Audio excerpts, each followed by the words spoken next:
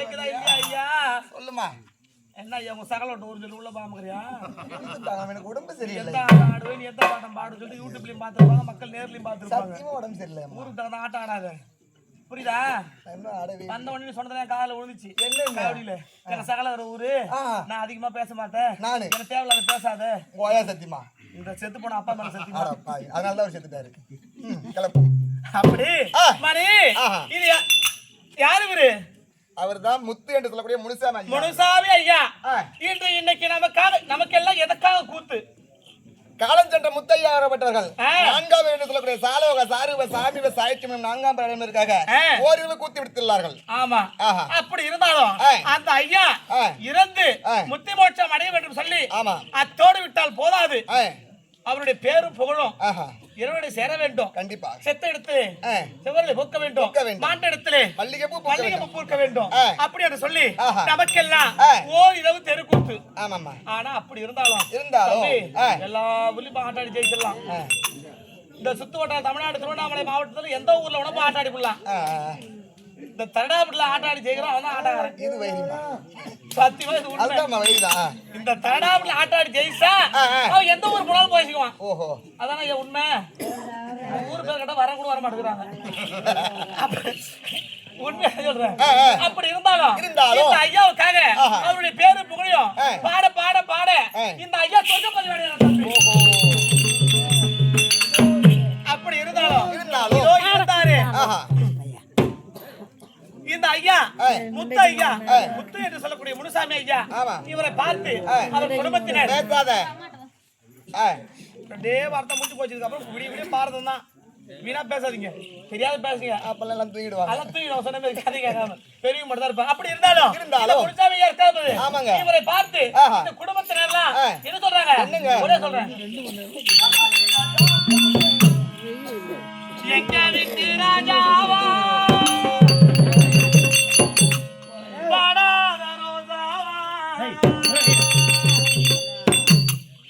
யாரு கண்ணு பட்டதோ கரடா புட்டு மண்ணு மேல சாய்ந்தது,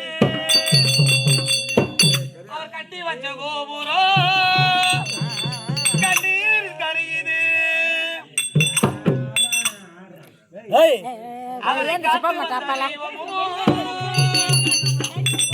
கோவில கண்ட முடி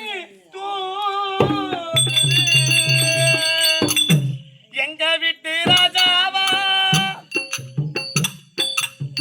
பாடாத ரோஜாவா,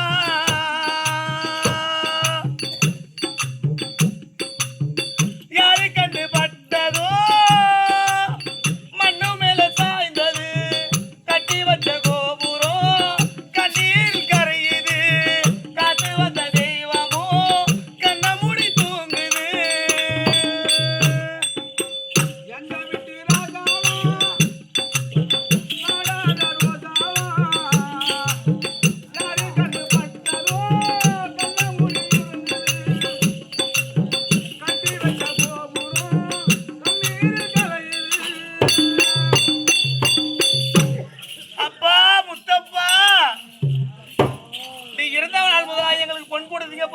பணம் கொடுத்தீங்க, காசு கொடுத்தீங்க, எந்த ஒரு குறையும் இல்லாம ஆணும் பெண்ணும் பெற்று வளர்த்து பேர பிள்ளைகளை எடுத்து சீர சிறப்புமாக தடாவிட்டு நகர கிராமத்தில் எங்களை வளர்த்தது பெருசு இல்லப்பா. என்னை கட்டி வந்த கண்ணாலா என்ற மாலையிட்ட மன்னவா, எங்க வீட்டு ராஜாவா வாடாத ரோஜாவா, யாரு கண்டு பட்டதோ மண்ணு மேல சாய்ந்தது, கட்டி வச்ச கோபுரம் கண்ணீர் கரைந்தது.